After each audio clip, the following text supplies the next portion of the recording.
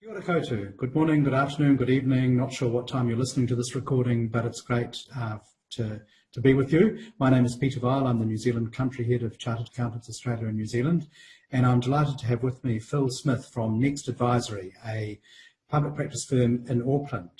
So Phil describes himself and his business partner Luke as high energy, genuine Kiwi blokes with a passion for helping business owners thrive and doing what they love. As chartered accountants and business development experts, their aim is to help people improve, grow and enjoy their business journey. So welcome, Phil. It's great to have you with me, and I'm going to fire some questions at you. We're going to talk about some of the detail of the government package, but I'll start off by just talking to you about you and your clients. So what's the last couple of weeks looked like for you, Phil? Well, firstly, thanks for having me, Peter. It's a good opportunity to be part of this. The types of clients that we're dealing with are your typical SMEs that, some might say are the backbone of the New Zealand economy. So family-owned businesses across a wide variety of industries. We're not specialists in any one particular industry. Businesses that have a number of unrelated different shareholders. There's a whole mixed bag there, but the one common thing for every client over these last couple of weeks is they're all staring down the same barrel of issues. Yeah, so I guess you've been on the phone to all your clients. Phil, what's some of the specific feedback they're giving you? What are their biggest challenges? Yeah, so last week we made an effort to get in contact with all of our clients by phone, and if we couldn't, we would send a few text messages and a few emails, and firstly just check in to see how the clients are. And understand the impact to their business, and then secondly, if they're aware of the government subsidy and how we could help, and then what the immediate issues for them were. And the common theme across the majority of the clients was just the detail on that government subsidy, how to apply for it, and some things to be aware of, as well as, and I suppose more important this week is probably cash flow impacts of the decision made the other day. Last week was, I think, yep, we could potentially trade through this, although there's some restrictions. But now that there's this full lockdown, that's really put the handbrake on just the overwhelming majority of businesses to be able to trade in any kind of capacity. So businesses are looking at ways that they can trim overheads, cut back staff, and operate on a really, really skeleton model to see themselves through for the next 4 weeks at least. Look, Phil, it's great to hear that you're doing this kind of pastoral care approach. You're in touch with everyone, you're talking to them about their issues, you're giving them some guidance. Let's just focus first of all on the wage subsidy itself. So obviously everyone should hopefully know by now that that's available online on workandincome.govt.nz. It certainly seems to be a relatively straightforward form to complete, and we're hearing lots of anecdotal evidence that lots of businesses have already applied. Thousands of businesses have applied. Many of them have already received the payment. There is an 0800 number for people who are having problems with that form. So 0800 40 80 40, 0800 40 80 40. If you're wanting to apply and have got some issues with the form, don't understand what you have to do, then that's a mechanism you can, or a contact number for you. Phil, have you got clients who have applied and who have actually received the cash as well? Yeah, we've had a number of clients apply and have already received the cash. So we had a client email us first thing yesterday, and they received their cash from their application last week. Another client last week received their cash on the Friday. So it's really encouraging the government, following through with the action. So the stuff that they're putting in the media, that they're definitely putting into practice, and the cash is getting put into the business bank account promptly. And to your earlier point, yes, the form to fill out online is very, very simple. I've been and had a look at it, and it's unbelievably simple. It's a high trust model, but the government appreciates that cash is the lifeblood of every business, as everyone knows, and they're keen to keep the wheels moving as best they can. Absolutely, cash is king here, and so businesses that haven't applied yet that are eligible should definitely get in there and do it. Absolutely. One of the things yesterday was the extension of the package of the wage subsidy in particular to all employers, so not just big step. are small. So I think as of last week, it was only available because it maxed out at 150k. So it was only available to businesses that had up to, say, 22 employees. And now it's available for medium and larger businesses as well, which is great to see. I think one of the other points, and maybe your clients have been in this category that people may have missed, is that it is available for the self-employed and for contractors. Have you had clients ask you about that, Phil? Yeah, not necessarily clients, but we produce a fair bit of content online on Facebook and Instagram, and certainly we've been fielding a lot of queries from people that are self-employed or are contractors and had some questions. So pointing them to the flowchart that is on the Work and Income website and giving them some comfort that there's some support available for them. Great. And I think we should also note that charities and incorporated societies are also eligible now. So yeah, so the government's really cast the net nice and wide to make sure that the cushion is as big and as soft as it possibly can be during this period. Right. And also I think important to note that the extension yesterday brings it out to a total cost of the government or to taxpayers of 9.3 billion. And this is probably just the start. So we could see more of this at this stage, only available for 12 weeks. And capped at 585 per full-time employee, but those kind of details could change. So businesses should really be watching constantly, as I'm sure they are, to see how things change and what they then have to do to respond to any extension to that package.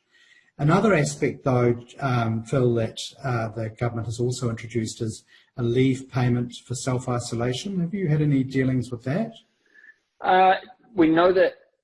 We're aware that it's available, and we haven't had anyone that's been specifically affected by COVID-19, although we did field one question this morning actually from somebody wanting to understand the difference between the wage subsidy payment versus the leave payment. From what I understand about the leave payment, it is only for the period of self-isolation, and you can reapply again if you remain in self-isolation. But I suspect the majority of businesses would be applying for the wage subsidy, not the leave payment, because on the face of it, it looks to be those that are directly affected by COVID-19 would use the leave payment. That's right. Mechanism that's available. The employees sick with COVID-19, or they're caring for dependents who are sick and are required to self-isolate because they fall within those self-isolation ministry. So fortunately, we haven't had any clients or any of their immediate family or employees affected by the virus, which is encouraging. It is, isn't it? We are in the early days, though, but let's be positive about this. Glass half full, so hopefully all of these measures and moving to level 4 will ensure that we don't end up in the Italy kind of scenario. Flatten the curve, I think, is the key phrase that everyone's throwing around, isn't it? Well done, Phil. Yes, that's what I meant to say, and all that saying flattening the curve. Just to remember for people that the leave payment is available for 8 weeks from the 17th of March. So it is another option if you fall within the criteria. So one of the things you touched on earlier, Phil, though, in a more general sense, was cash flow. So are you finding that you've got clients that need to do cash flow projections on a weekly or even a daily basis now? Yeah, last week I think businesses were looking at it thinking we can carry on and keep trading, and could make some cutbacks, and they'd be able to get through with existing cash flow patterns within their business. But I think given the measures that have been introduced this week, they're now looking at it going, gee, what are we doing? And this morning, a client that I've been in touch with, who we do monthly cash flow forecasting for on a rolling basis, I've suggested to them that we move it to a weekly forecasting model starting from Monday, so that we can really get visibility of what the cash flow looks like on a weekly basis over the next 12 weeks plus for them.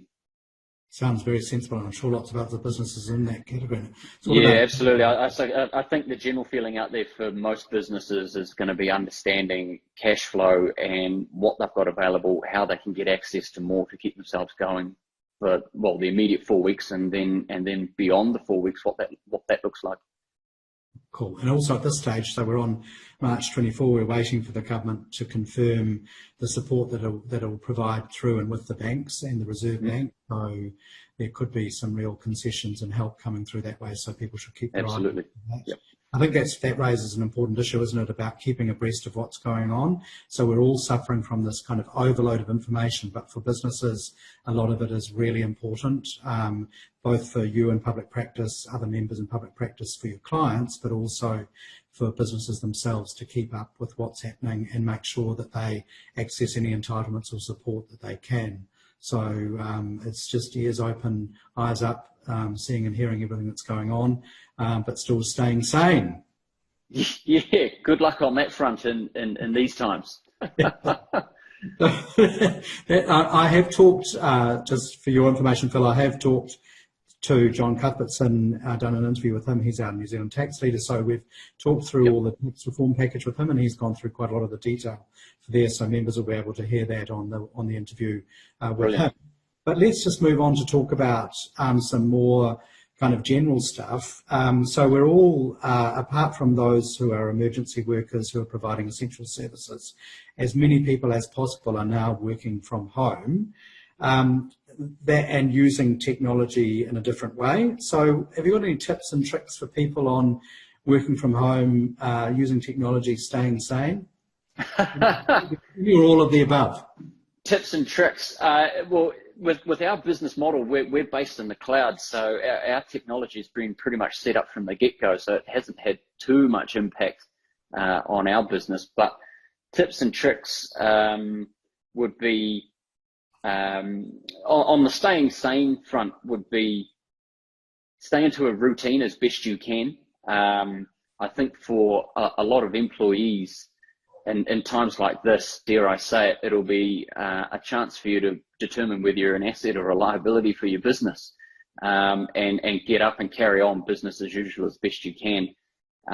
Distractions in front of us all around, be it kids at home, the TV, social media, there's heaps going on, but there's a lot of businesses out there that are going to still need their employees to be doing a fair amount of work from home, and that they're going to need to find ways to do that. And previously we could work from a library or a cafe or banking centres and that type of stuff, but all those places are closed down, so that's made it a little bit challenging for us. Yes, it's self-isolation, but get outside and go for a walk. If you've got a dog, take it for a walk, try and get some exercise to get some fresh air. Get the blood moving, to keep the brain active.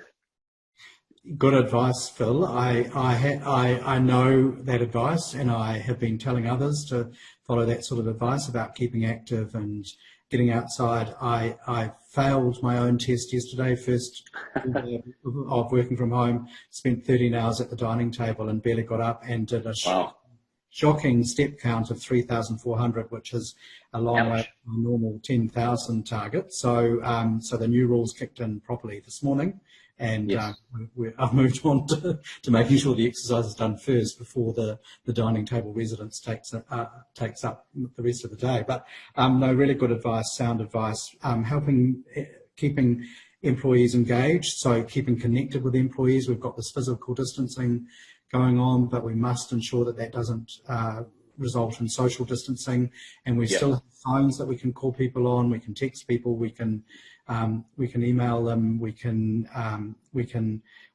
go and meet them, but we can certainly keep in contact with everyone. I think communication with internally within your business and externally to your customers is now going to be absolutely critical. And I think for most people, if you're an employer and you're in touch with your employees, I think, one of the first questions you should be asking is, are you okay? This is, with the content that we've been producing online, the amount of queries we've been fielding from employees at the same time has been phenomenal. There's a lot of confusion out there. People are scared and don't know what the future holds for them. And I think employers rather could potentially be a bit thin on the ground on their advice, and the employees don't know where to turn to. So I think checking in with everybody and asking, are you okay? And if there's any support that you can be offering is going to be absolutely crucial. That's very sound advice, and setting up a rhythm for that too. Even, you know, it's obviously horses for courses, but setting up regular calls with your team and just offering availability. Generally, you know, contact me at any time. I'm telling my team. I think it's going to be phased, isn't it? This situation. So we're going to go. There's probably a lot of adrenaline out there at the moment. As we start down this line, but things will change and we will move into a kind of business as usual rhythm, and that brings different challenges. Once the adrenaline goes, we have to think about how we respond into that rhythm situation. Yeah, it's going to be very interesting times ahead, and I think as the 4 weeks goes on, there will be some people getting some cabin fever and getting a bit itchy. Absolutely, absolutely. So just in terms back to the business side of things, though, Phil, in terms of what people can, what members can do for their clients, for members in public practice, in terms of their clients, and coming out of this, we'll come out of it. Who knows whether that'll be in a month or 3 months or 6 months, but we will be back to business as usual, and we will have learned some valuable lessons from this period. But what can people be doing now about planning for, or should they even be thinking about planning for coming out of this? Yeah, absolutely. I think as accountants, now is the perfect time to be picking up the phone and checking in with your clients and making sure that you are there and you can help them through this journey. That you are the sounding board. You can talk openly with them and support them through the journey, because it's going to be challenging. And then beyond that, you know, the 4 weeks working from home is going to be challenging for a lot of people, but you might find that some people have some spare time, and it'll be a great chance to sit back and look at the bigger picture and start thinking, well, beyond this, what does my business look like?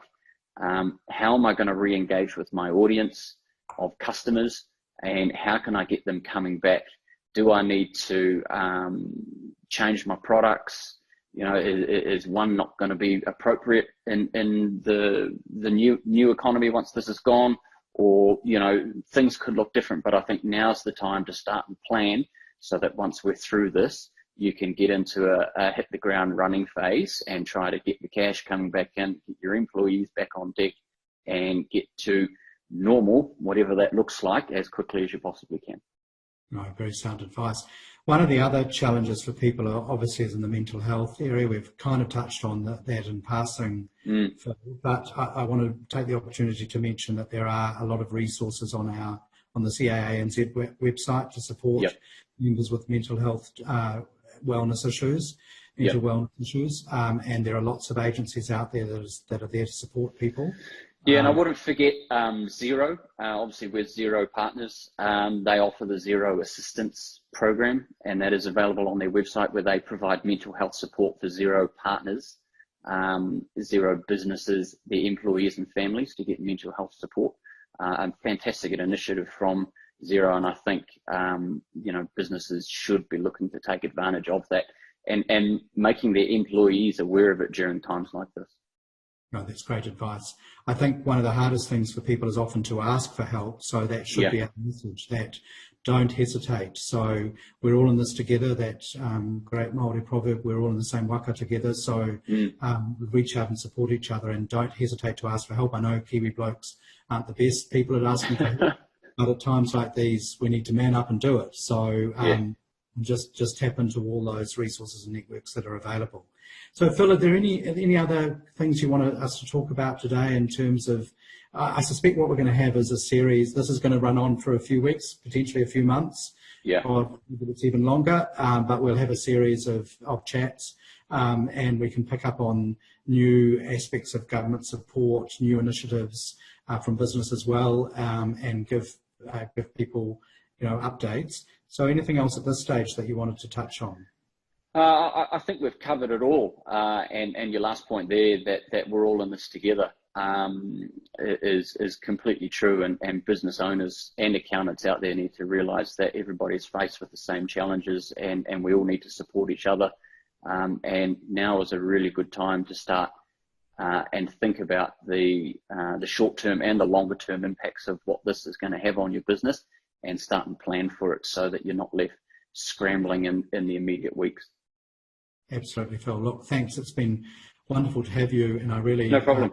We're grateful for your insights and your expert advice. I think you obviously are a high-energy Kiwi bloke with a passion for helping business owners, and that's a big challenge in this climate, but you're living it. Thank you. Thanks, Peter. Thanks for having me.